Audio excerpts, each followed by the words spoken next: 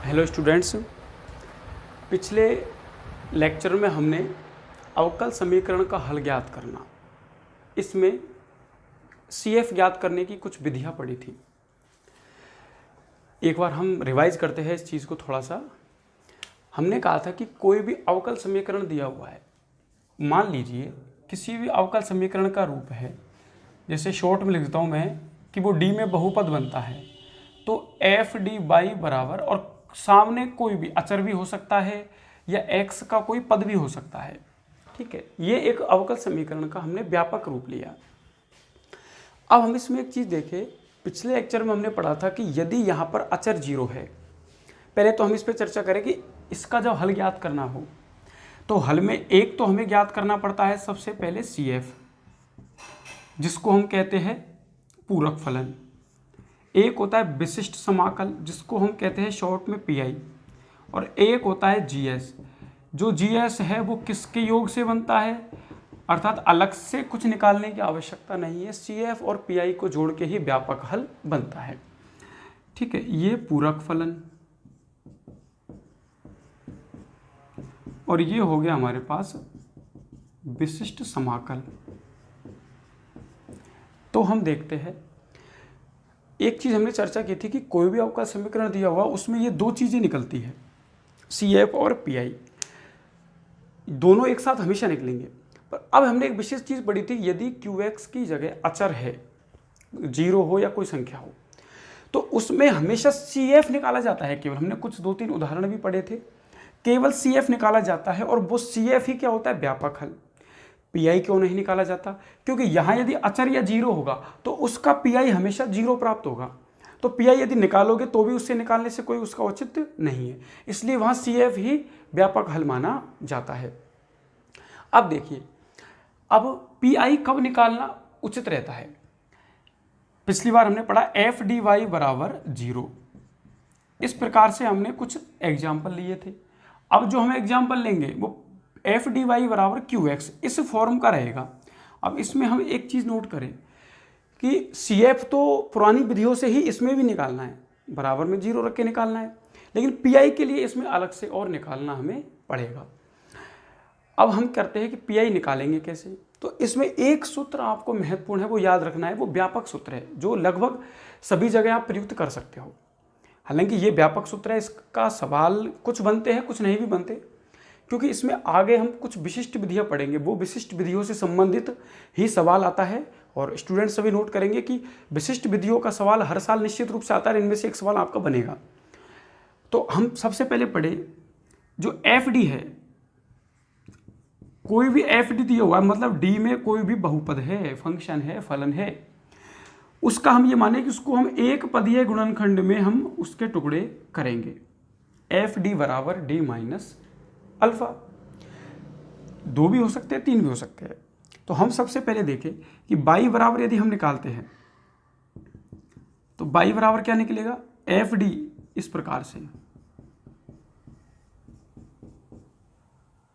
ठीक है, FD को यदि हम इधर लेके जाए, अतः यदि हम इसका PI निकालें तो इसका PI कैसे होगा, इसमें एक सूत्र याद रखना है आपको।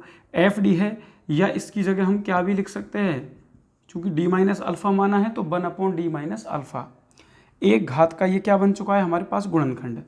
तो ये हमारे पास होगा कि ये जो माइनस है तो इसका विपरीत चिन्ह लेना है, प्लस होता तो विपरीत कर लेते माइनस।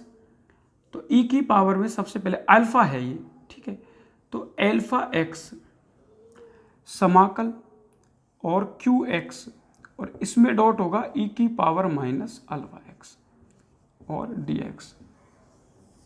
सभी स्टूडेंट्स ध्यान देंगे, ये सूत्र आपको PI के लिए नॉर्मल कई सवालों में काम आएगा, हालांकि विशिष्ट विधियां है वो अधिक काम आती है, फिर भी हम ध्यान दें तो ये सूत्र आपको याद करना है, E की पावर अल्फा x समाकल QX गुणा E की पावर माइनस अल्फा x। थोड़ा सा याद करने का तरीका देखिए, यहाँ जो भी गुणनखंड दिया हुआ है यदि वो प्लस है तो यहाँ उल्टा माइनस आएगा, और यहाँ यही चिन्ह प्लस का प्लस, माइनस है तो माइनस और यहाँ प्लस।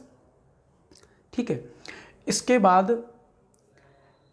विशिष्ट विधियों के पहले हम इसके एक या दो एग्जाम्पल इसके हम देख लेते हैं, और एक या दो एग्जाम्पल से क्या होगा, आपको ये पता लगेगा कि किसी सवाल में CF और PI एक साथ कैसे निकालते हैं, या इस विधि से PI कैसे निकाला जाता है। ठीक है, देखिए एक एग्जाम्पल इसमें हम लेते हैं।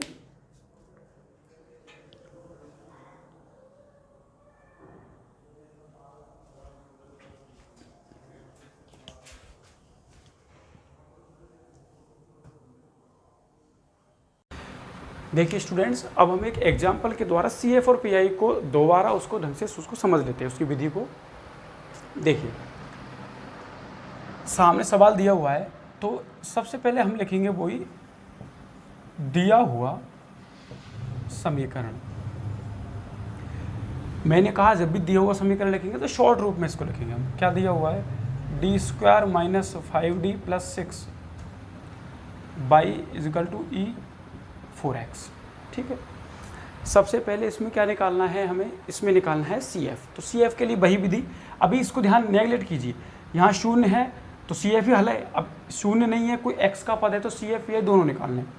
सबसे पहले इसके निकालेंगे, इसकी सहायक समीकरण ऑक्सिलरी इक्वेशन। हमने कहा था शॉर्ट में इसको A ही लिखेंगे, m² - 5m + 6 = 0। dm हो जाता है, y का मान 1 हो जाता है, और ये सामने हमको हमेशा शून्य लेना है। इसके हम गुणनखंड करें तो m-3 और m-2 = 0। इसका मतलब m के दो मान प्राप्त हुए, एक तो 3 प्राप्त हुआ और एक 2 प्राप्त हुआ। अतः इसका यदि हम सूत्र से CF निकालेंगे, तो अब फिर एक बार बता देता हूँ, हालांकि आपको अच्छी से अभ्यास हो चुका होगा। C1 e⁻²x और C2 और e⁻4x, कुछ भी लिया जा सकता है, दोनों मूल अलग अलग है। अब हमें क्या निकालना है, अब हमें निकालना है PI। तो PI के लिए क्या करेंगे, 1/FD, इसका भाग देंगे, चलो मैं पूरा लिख देता हूँ, d² - 5d और +6, और ये e⁻4x 1/ और d-2 और d-3।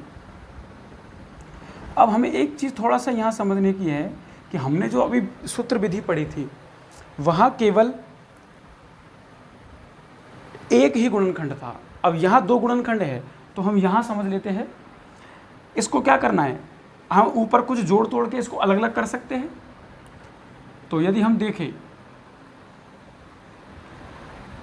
तो PI है वो 1/, अलग अलग करेंगे इसमें, तो ये क्या हो जाएगा हमारे पास,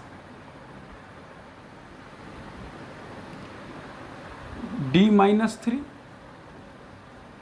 और -d-2। ठीक है, और e⁻4x। चाहो तो ऐसा लिख सकते हैं कि इसमें ऊपर d-2 में से d-3 घटाया जाए, तो 1 बचेगा, d से d कट जाएगा, -2 से +3 चला जाएगा। वही इसको हमने अलग अलग भाग कर दिए। अब इसको अलग अलग हम लिखना चाहें, d-3 e⁻4x और d-2 और e⁻4x। ठीक है, अब सूत्र रखिए सीधा, यहाँ -3 है तो उल्टा चिन्ह आएगा, e⁻3x समाकल e⁻4x, और ये क्या होगा, e⁻−3x dx। इसी प्रकार यहाँ लिखेंगे e⁻, हम विपरीत चिन्ह 2x, और ये e⁻4x qx है मतलब, और यह e⁻, विपरीत चिन्ह समान चिन्ह आएगा dx। e⁻3x, e⁻x बचा तो उसका क्या होगा, e⁻x ही होगा, माइनस यहाँ क्या बचा, e⁻2x, और ये बचेगा e⁻2x dx। e⁻ जुड़ने के बाद 4x हो गया, माइनस e⁻2x का क्या होता है, e⁻2x और 1/2 हो जाएगा। ठीक है, 1/2 और e⁻4x। तो स्टूडेंट्स ये हमारे पास क्या हल आ गया, 1/2 e⁻4x, ये हमें PI प्राप्त हुआ है। अतः अब यदि हम देखें कि व्यापक हल हमें निकालना हो, तो व्यापक हल क्या होता है, GS = CF + PI। CF क्या है हमारे पास, ये रहा, C1 e⁻2x + C2 e⁻4x और +1/2 e⁻4x। ये हमारे पास संपूर्ण हल या कहे व्यापक हल हमें प्राप्त हो चुका है। अब हम अगला उदाहरण देखते हैं। देखिए स्टूडेंट्स, अब हम दूसरा उदाहरण पढ़ने जा रहे हैं। ये उदाहरण परीक्षा की दृष्टि से भी महत्वपूर्ण है और अभ्यास और नॉलेज की दृष्टि से भी महत्वपूर्ण है। तो आप एक काम कर सकते हैं, इस उदाहरण को ढंग से पढ़िए और एक दो बार इसका रिवीजन भी अलग से कर सकते हैं। लंबा है, अच्छा है, थोड़ा सभी ध्यान से देखेंगे। सबसे पहले चूँकि रूप पहले से ही शॉर्ट में दिया हुआ है तो फिर भी लिख देते हैं एक बार। दिया समीकरण डी स्क्वायर प्लस ए स्क्वायर और बाई बराबर सेक ए एक्स। सबसे पहले वो सी एफ निकालेंगे तो हम क्या करेंगे, इसकी ए ई क्या है, एम स्क्वायर प्लस ए स्क्वायर बराबर 0। तो एम स्क्वायर बराबर माइनस ए स्क्वायर, तो एम बराबर क्या आ गया, प्लस माइनस आयोटा ए। ये ए आयोटा लिख सकते हैं क्योंकि हम जानते हैं यहाँ पे कल्पित मूल आएगा, ठीक है। अतः अब यदि हम सी एफ निकालें तो सी एफ क्या प्राप्त हुआ हमें, चूँकि यहाँ पे प्लस माइनस में है और मूल काल्पनिक है तो हमने काल्पनिक के लिए बताया हुआ है। अब चूँकि यहाँ पे वास्तविक भाग 0 है तो ई की पावर में कुछ नहीं आएगा, केवल क्या आएगा, C1 cos AX plus C2 sin AX, ठीक है। चाहो तो समीकरण 1 इसको हम दे सकते हैं। अब देखिए, अब थोड़ा सा मैं यहाँ से लिख देता हूँ इसको, ठीक है। अब हमें क्या निकालना है, अब PI। तो PI निकालने के लिए, ठीक है, वही डी स्क्वायर प्लस ए स्क्वायर और यहाँ हमारा क्या होगा, जो ऊपर दिया हुआ है QX का मतलब सेक AX दिया हुआ है। अब इसके हमें आवश्यक है गुणनखंड करना, तो गुणनखंड हम करेंगे तो क्या गुणनखंड इसके प्राप्त होंगे, आयोटा लेना पड़ेगा क्योंकि यहाँ प्लस है तो इसका गुणनखंड तो होगा नहीं, माइनस होता तो आसानी से हो जाता। तो इसका हम करेंगे तो ए स्क्वायर माइनस बी स्क्वायर से माइनस आयोटा स्क्वायर का मान प्लस 1 होकर डी स्क्वायर प्लस ए स्क्वायर बनेगा, ठीक है। आपने गणित का काफ़ी अभ्यास किया है, मुझे नहीं लगता इसको अलग से कुछ समझाने की आवश्यकता है, ठीक है। सेक ए एक्स। अब हम इसको अलग अलग करना है हमें, तो हम अलग अलग करने के लिए क्या करेंगे, वही हमारे पास क्या तरीका है, मैं इसको थोड़ा आपको लिख के बता देता हूँ, इसमें कहीं बच्चों को समझ में नहीं भी आएगा। तो इसको हम करते हैं डी प्लस ए आयोटा, ठीक है, और माइनस डी माइनस ए आयोटा।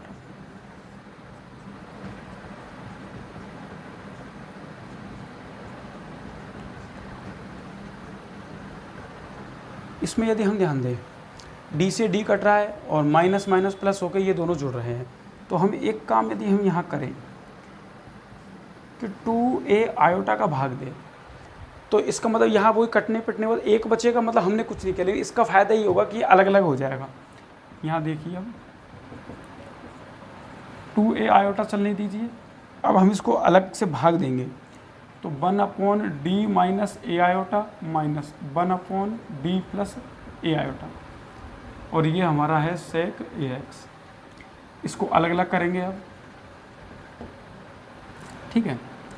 तो ये होगा हमारे पास 1/d माइनस ए आयोटा और सेक ए एक्स माइनस 1/d प्लस ए आयोटा और सेक ए एक्स।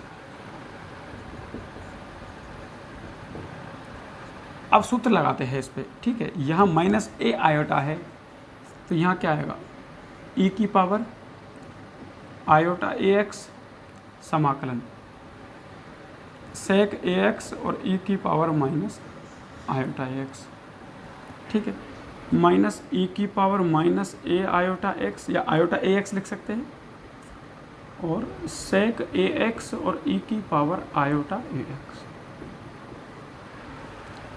ठीक है। अब देखिए, इसमें कुछ चीज़ों को हमें ध्यान रखना है, तो थोड़ा सा अब ये सवाल है, इसकी लेंथ लंबी होने वाली है, तो थोड़ा सा हम इसको मिटा के यहाँ से शुरू करेंगे, ठीक है। देखिए स्टूडेंट्स, यहाँ से हम लिखते हैं इसको,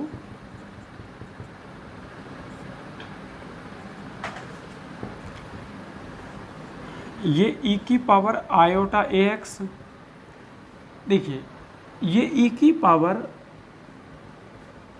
माइनस आयोटा ए एक्स है। कहीं बच्चों ने पढ़ाई हुआ भी होगा, हालांकि पार्ट में हमारे 12th जूनियर में भी नहीं है, दे माइवर प्रमेय के नाम से। तो उसका सूत्र एक बार मैं यहाँ आपको लिख के वैसे ही बता देता हूँ कि ई की पावर आयोटा थीटा है, इसका मतलब होता है cos theta plus iota sine theta. जब आपको ये रूप खोलना हो आयोटा वाला तो इस सूत्र से खुलता है, सभी बच्चे इस सूत्र को याद करेंगे। तो अब इस हिसाब से यदि हम इसको खोलते हैं, क्योंकि डायरेक्ट इसका हमें कोई तरीका नहीं है समाकलन का, फर्स्ट सेकंड खंड से समाकलन करते वो भी बहुत लंबा जाएगा। तो e की पावर माइनस आयोटा ए एक्स है, तो यदि प्लस माइनस है तो उसके हिसाब से ये प्लस माइनस हो जाता है। तो e की पावर माइनस आयोटा ए एक्स है, यदि हम इसको खोलें तो ये होगा हमारे पास cos ए एक्स माइनस आयोटा साइन ए एक्स। इसी प्रकार माइनस e की पावर माइनस आयोटा ए एक्स और सेक ए एक्स, और ये हो जाएगा cos ए एक्स माइनस आयोटा साइन ए एक्स, और ये dx। ठीक है, अब देखिए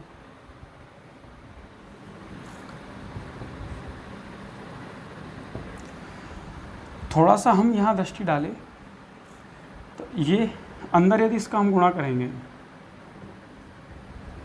तो सेक ए एक्स और कोस ए एक्स है वो कटने के बाद 1 हो जाएगा। ठीक है, तो ये हमारे पास क्या बचेगा 1 माइनस, और ये हो जाएगा आयोटा टेन ए एक्स। इसी प्रकार यहाँ 1 माइनस आयोटा टेन ए एक्स, सॉरी ये यहाँ पे प्लस था तो यहाँ प्लस होगा। ठीक है, यहाँ ये प्लस चलता हुआ आ रहा है ये वाला भाग।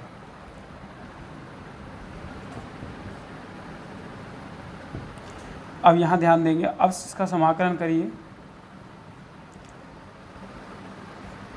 1 का क्या होगा x, और टेन ए एक्स का होता है log sec x, लेकिन log cos करेंगे तो माइनस में log cos ए एक्स होता है, तो प्लस करके इसको लिखेंगे आयोटा log cos ए एक्स, और a है तो a का क्या चला जाएगा भाग चला जाएगा।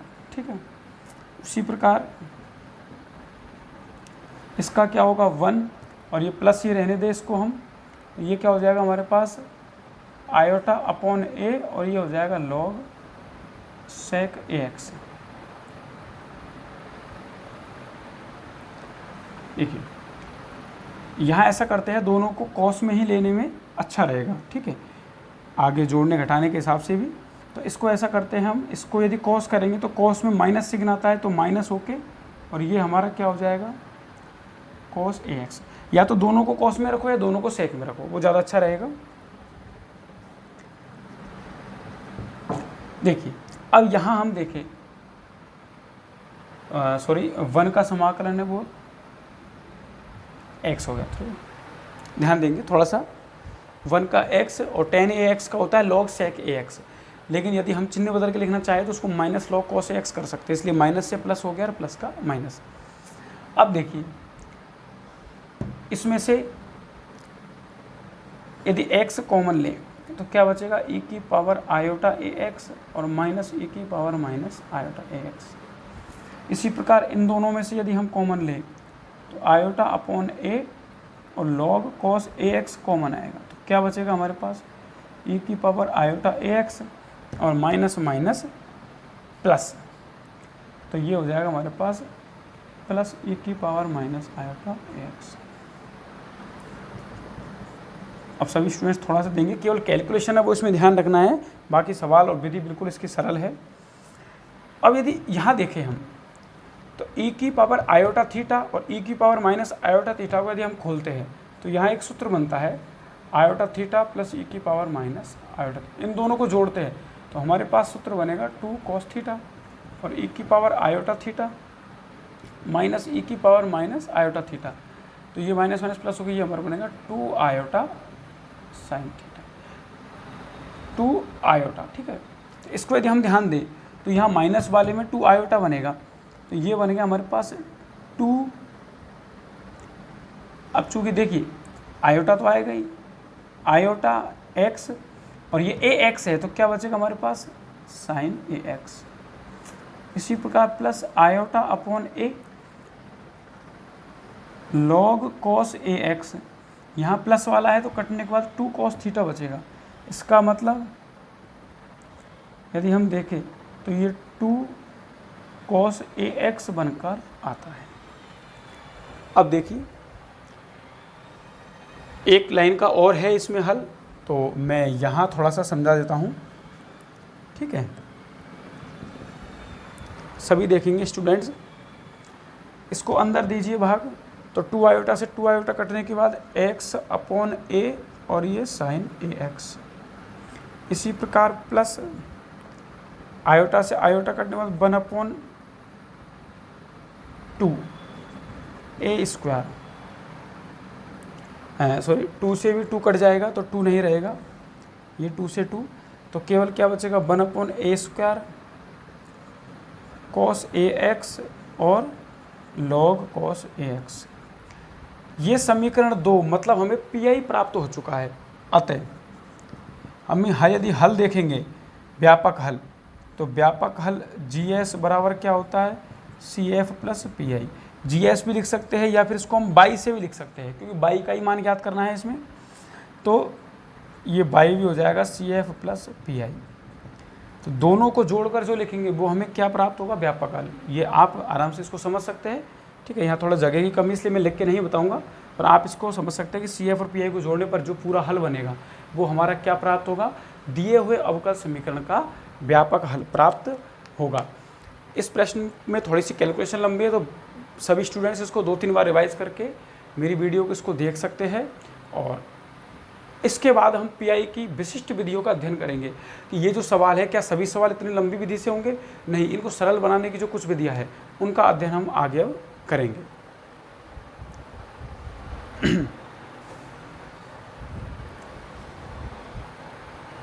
देखिए स्टूडेंट्स, अभी हमने CF और PI निकालने की विधि पढ़ी थी। PI निकालने की जो विधि पढ़ी थी वो व्यापक थी, और उस व्यापक विधि में कई बार ऐसी समस्या आती है कि सवाल काफ़ी लंबा हो जाता है या कई बार उसका हल हम नहीं निकाल पाते। तो ऐसी स्थिति में क्या करेंगे, यह बहुत लंबा सवाल जा रहा है, तो हमारे सिलेबस में PI निकालने की कुछ विशेष विधियाँ भी है जिनसे हम सवाल को सरल बना सकते हैं। अभी जो हमने सवाल किए थे, आप उनको यदि इन विधियों से करोगे तो बहुत ही वो आसानी से आपको हल उसका आ जाएगा सरल तरीके से, और इनका प्रयोग भी आपको करना है। अभी जैसे हमने आयोटा वाला सवाल पढ़ा था, वो काफ़ी लंबा गया था हमारा। इन विधियों का प्रयोग करेंगे तो बहुत ही सरल 3 या 4 या 5 लाइन में हमारा हल उसका प्राप्त होगा। यहाँ हम देखें, यदि मान लीजिए कि ये मैं डायरेक्ट PI का मैंने एक रूप लिखा हुआ है कि यदि e की पावर में कोई भी हमें दिया हुआ है PI का सामने वाला भाग, मतलब जो अवकल समीकरण में सामने वाला अचर भाग होता है वो चर हो, x के पद में हो, तो 1/FD e की पावर ax। यदि इस प्रकार की फॉर्म हो तो कुछ नहीं करना, जहाँ जहाँ d लिखा हुआ है उसकी जगह हमें क्या रखना है, ये x के आगे का गुणांक जो भी है वो FA रख देना है, वही हमारा हल होगा। बहुत सरल तरीका हो गया, इसमें तो सारा समाकलन करने का झंझट खत्म हो गया। लेकिन शर्त यह है कि FA जो हम निकाले वो 0 नहीं होना चाहिए, क्योंकि हम जानते हैं गणित में यदि कभी भी यदि 0 होता है तो वो एक स्थिति है, वो एक इनवैलिड मानी जाती है, निषेध स्थिति मानी जाती है। तो उस स्थिति में क्या करना है, यदि मान लो 0 हो रहा हो, जैसे मान लीजिए FD में कुछ गुणनखंड आपके बनेंगे, मान लो 4 गुणनखंड बने, यदि चारों ही गुणनखंड शून्य नहीं है तो कोई बात नहीं, D की जगह A रख दो। यदि 4 में से 2 गुणनखंड शून्य हो गए और 2 शून्य नहीं हुए, तो जो 2 शून्य नहीं है उनकी जगह तो A रख दो, लेकिन जो शून्य हो रहे हैं उनकी जगह A नहीं रखना। क्या करना है, उसमें हमें जो गुणनखंड 1 घात 2 घात 3 घात वाले यदि शून्य हो रहे हैं तो उनकी जगह A नहीं रख के क्या करना है, सीधे ही जितने पद नहीं हो रहे हैं उतनी घात लगा दो x के ऊपर। जैसे एक गुणनखंड नहीं हो रहा तो x की घात 1/1 फैक्टोरियल 2। तो जैसे हम जानते हैं कि गुणनखंड जो बनते हैं वो D-A1 D-A2 के रूप में बनेंगे। तो जब D-A-D की जगह A हो, D की जगह A रखेंगे हम, जैसे मान लो D-A कोई फॉर्म है अंदर गुणनखंड की, तो A रखेंगे तो A-A 0 हो जाएगा। तो D-A की घात यदि R है तो वो x की घात R/R फैक्टोरियल, ये करना है। बस इतना सा हमें ध्यान रखना है कि जो 0 नहीं है उनको तो जस का तस D की जगह A रखिए, जो 0 हो रहे हैं वहाँ A मत रखिए, उसकी जितनी घात है उसके हिसाब से x की घात में R/R फैक्टोरियल लिखना है। इसी प्रकार यदि sin AX या cos AX कोई भी फलन हो तो इसमें ध्यान रखना है कि इसमें हमेशा D काम में नहीं आता, इसमें D² के रूप में काम आता है, मतलब गुणनखंड नहीं करने हैं, D² की जगह मान रखना है। तो डी स्क्वायर की जगह क्या क्या रखना है, चिन्ह बदल के माइनस ए स्क्वायर, हमेशा ये रखना है। जीरो नहीं है तो इसको जस का तस रख के आंसर आ जाएगा। यदि ये मान लीजिए जीरो हो रहा है, हो सकता है डी स्क्वायर की जगह माइनस ए स्क्वायर रखने पर इसका कोई गुणनखंड जीरो बन रहा हो, तो क्या करना है, तब इस स्थिति को लागू नहीं करना है। ये तो सामान्य स्थिति है जब जीरो नहीं हो। यदि जीरो हो रहा है तो उसके लिए आपको ये दोनों सूत्र हमेशा याद रखने हैं। इनकी उत्पत्ति भी है पर बहुत लॉन्ग है, उससे हमें उसका कोई औचित्य नहीं है। एग्जाम की दृष्टि से या कोई सवाल की दृष्टि से ये आपके काम आएगा। अभी जो हमने सवाल पढ़ा था वहाँ sec ax वाला था, उसमें भी ये इससे हम सीधा कर सकते हैं हल कॉस में बदल के। तो ये देखिए डी स्क्वायर प्लस ए स्क्वायर, यदि मैं डी स्क्वायर की जगह माइनस ए स्क्वायर रखता हूँ तो माइनस ए स्क्वायर प्लस ए स्क्वायर क्या होगा, शून्य हो जाएगा। ऐसे यहाँ माइनस ए स्क्वायर प्लस ए स्क्वायर शून्य। तो इनका हल क्या है, इनको बिना हल करें आपको ये याद रखना है। सूत्र है किताब में दिया हुआ, भी एग्जाम में या कभी सवाल अभ्यास के रूप में आप करो, इनका सीधा प्रयोग आपको करना है। x अपॉन 2a साइन ए एक्स, और यदि साइन ए एक्स है तो minus x upon 2a cos x. ये तो आपस में चेंज हो गए, केवल कॉस वाला है जो साइन में और साइन का है वो माइनस कॉस एक्स, ये आपको ध्यान रखना है। इसके बाद हम इनसे संबंधित 2-3 एग्जाम्पल पढ़ते हैं। उन उदाहरणों से ही आपको ये विधियाँ विशेष इनका किस प्रकार से आपको इनको पीआई में लागू करनी है, इनका अध्ययन तभी जाके आपका सुस्पष्ट होगा जब हम इसको उदाहरणों के माध्यम से समझेंगे। तो अब हम इनके 2 उदाहरण आपके सामने लिख के आपको समझाते हैं। देखिए स्टूडेंट्स, अब ये दिया हुआ सवाल है, इसको हम पीआई की विशेष विधि से हल करेंगे। थोड़ा सा मैं फास्ट चलूँगा क्योंकि आप अब अध्ययन कर चुके हैं, 3-4 उदाहरण आपको हो चुके हैं। सबसे पहले दिया समीकरण, क्या समीकरण दिया है शॉर्ट फॉर्म में, ठीक है। इसके बाद हम निकालेंगे इसके सहायक समीकरण। इसके टुकड़े हो गए हमारे पास m-1 और m-2। तो m के मान 1 और 2 आते हैं। हम देखें क्या होगा इसका CF, C1 e की power x plus C2 e की पावर 2x, ये समीकरण 1। अब हमें क्या निकालना है, यही CF में तो आप अभ्यास कर चुके हैं सभी अच्छे तरीके से। PI के लिए हमारे पास होगा 1 अपॉन और D-1, मैं सीधे ही गुणनखंड करके लिख देता हूँ, और D-2, और यह है e की पावर x। अब थोड़ा ध्यान दें, यदि हम इसको सामान्य विधि से करते तो बहुत लॉन्ग प्रोसेस होती कि पहले तो इसको जोड़ तोड़ के अलग अलग गुणनखंड करने पड़ते हैं, फिर वो 2 समाकलन अलग अलग प्राप्त होते हैं, उनका समाकलन करना पड़ता। इसमें सीधा क्या है, हम x का गुणांक यहाँ देखें तो x का गुणांक क्या है, कोई गुणांक नहीं, मतलब एक गुणांक है।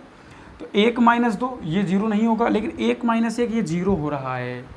तो दोनों तरह के सवालों का सम्मिश्रण इसमें हो गया, अलग अलग बताने की आवश्यकता नहीं है। तो मैंने कहा था कि जो 1-0 नहीं हो रहा उसको तो ऐसे लिखना है, तो हम इसको लिखें, क्या होगा, इसको बाहर निकालेंगे, 1/1-2 और D-1। अब इसको मैंने क्यों नहीं हल किया, क्योंकि हमें पता है यदि मैं 1 रखूँगा तो 1-1 0, हर में 0 आते ही निश्चित अवस्था आ जाती है। इसलिए क्या करना है, फिर इसमें हमने विधि पढ़ी थी कि जितनी घात है इसकी 1 घात है। हल नहीं होगा तो सीधे क्या करना है हमें, बिल्कुल आसान विधि, -1 बचेगा यहाँ से, x की घात 1/1 फैक्टोरियल, ये सूत्र से हम करेंगे, और e की पावर x। तो हम देखें तो -x और e की पावर x प्राप्त हो गया। अतः व्यापक हल या GS हम निकाले तो y बराबर क्या होगा, CF प्लस PI। CF कितना प्राप्त हुआ है हमें, C1 e की power x plus C2 e की पावर 2x, और प्लस PI यदि हम लिखें तो माइनस में है -x e की पावर x। ये स्टूडेंट्स हमारा हल प्राप्त हो गया। अब देखिए विशेष विधि से करने पर सवाल कितना सरल हो गया, केवल 2 लाइन का। जो सवाल 8 से 10 लाइन का था वो 2 लाइन में हो गया। तो विशेष विधियों का अच्छे से अध्ययन करना। पिछला सवाल जो हमने किया था वो भी आप विशेष विधि से करोगे तो सरलता से उसका हल निकल के आएगा। अब हम इसके बाद एक अगला उदाहरण देखते हैं, साइन कॉस वाला। ई की पावर में जो दोनों तरह के सवाल है वो एक ही सवाल में आ गए। तो आप सभी घर पर अभ्यास कर सकते हैं बुक्स में से। कोई प्रॉब्लम हो तो मुझसे व्हाट्सअप यानी सोशल मीडिया माध्यम से आप मुझसे सवाल पूछ सकते हैं। अब अगला उदाहरण देखिए स्टूडेंट्स, अब हम दूसरा एग्जाम्पल लेते हैं कि यदि आपका जो सामने फलन है यदि वो साइन के रूप में दिया गया हो तो सरलता से हम इसको कैसे हल करेंगे। सबसे पहले दिया समीकरण m² + m + 1 बराबर सीधे ही मैं ए ई पे पहुंच गया। तो थोड़ा सा एक बार इसको डी के रूप में ही देख लेते हैं।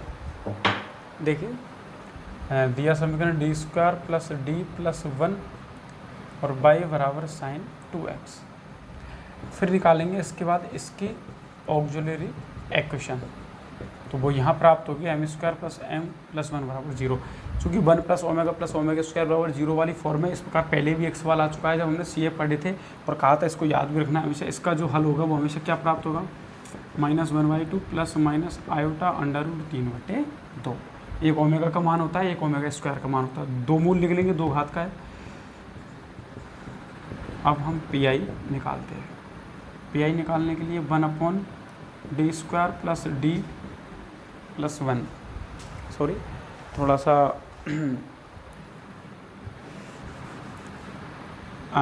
पहले हम सी एफ निकाल लेते हैं, हालांकि सी एफ को लास्ट में भी निकाल सकते थे।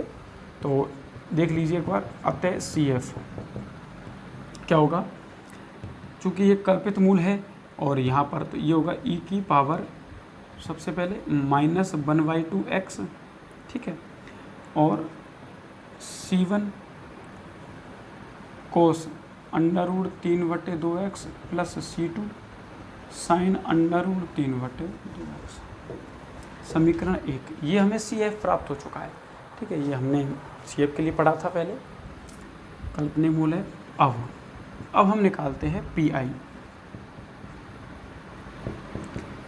देखिए PI में क्या करेंगे हम, 1/d square plus d plus 1 और यहाँ क्या हो जाएगा हमारे पास साइन 2x। अब देखिए चूँकि d स्क्वायर की जगह मान रखना पड़ता है, तो मान रखिए क्या हो जाएगा, -a स्क्वायर मतलब -2 square plus d plus 1। d को नहीं छेड़ना है क्योंकि मान सूत्र में केवल क्या है, विशेष विधि में केवल d स्क्वायर को चेंज करना है। तो ये क्या प्राप्त हो गया हमें, ये प्राप्त हो गया -4 और 1, तो ये -3। अब एक चीज़ आती है कि सर यदि एक घात का गुणनखंड बचा तो हम क्या करेंगे। हमारे पास सामान्य विधि है, जो व्यापक सूत्र मैंने लिखा है वो तो है, पर उससे लंबा पड़ जाएगा, तो उससे भी सरल करने की विधि क्या है, यहाँ सब नोट पॉइंट करेंगे। इस स्थिति में हमें इसके विपरीत चिन्ह का ऊपर नीचे गुणा करना है, तो d + 3 नीचे करेंगे a + b माइनस के सूत्र से क्या हो जाएगा, d स्क्वायर -9। क्यों किया ऐसा, क्योंकि हम नीचे d को क्या बनाना चाहते हैं, d स्क्वायर, ताकि हमारा सवाल आसानी से हल हो जाए। अब यहाँ देखिए, तो ऊपर d + 3 ऊपर जस का तस रखना है, नीचे d स्क्वायर की जगह यदि हम रखते हैं -4, तो -4 -9 और ये क्या प्राप्त होगा, साइन 2x, तो -1/13 और d + 3 और ये हो गया हमारे पास साइन 2x। अब तो सीधा हमारे पास है d का मतलब क्या होता है, अवकलन, तो एक बार अवकलन करेंगे तो साइन 2x का क्या होगा, cos 2x और 2 क्या हो जाएगा गुणा में, इसी प्रकार प्लस 3 से सीधा गुणा होगा तो 3 साइन 2x। ये हमारे पास क्या आ चुका है, PI। अतः जो पूर्ण हल या व्यापक हल होगा वो क्या होगा, y बराबर CF प्लस PI, ठीक है। तो दोनों CF और PI हम निकाल चुके हैं। समीकरण 1 और 2 को जोड़ देंगे, थोड़ा सा लॉन्ग हो जाएगा लिखने में, इसलिए आप खुद भी लिख सकते हैं इसको, ठीक है। तो ये देखिए साइन में हमें क्या बात याद रखनी है कि ये तो d स्क्वायर का मान रखना है, 0 होगा तो मैंने सूत्र आपको याद कराया उसको लागू करना है, और यदि एक घात बचती है तो उसका विपरीत चिन्ह से ऊपर नीचे गुणा करके हमको उसको लास्ट में कहां जाना है, वही नीचे 2 घात बनानी है।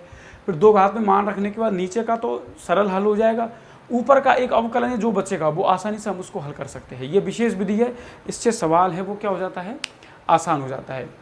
इसके बाद और एग्जाम्पल और विधियाँ भी हम आगे पढ़ेंगे। देखिए स्टूडेंट्स, एक अगला एग्जाम्पल से हम समझ लेते हैं। सबसे पहले दिया हुआ समीकरण शॉर्ट में लिखेंगे d³ + a² d और y = sin x। सबसे पहले हम निकाले इसकी a, क्या निकलेगी, m³ + a² m बराबर 0, m कॉमन लेंगे तो m² + a² बराबर 0, m के मान 0 और प्लस माइनस a आयोटा। अतः CF हम निकालेंगे तो क्या प्राप्त होगी, C1 e की पावर 0x मतलब 1 हो जाएगा, प्लस यहाँ वास्तविक भाग नहीं है केवल काल्पनिक भाग है, तो C2 cos AX और प्लस C3 sin AX, ये समीकरण 1। अब हमें क्या निकालना है, PI निकालना है।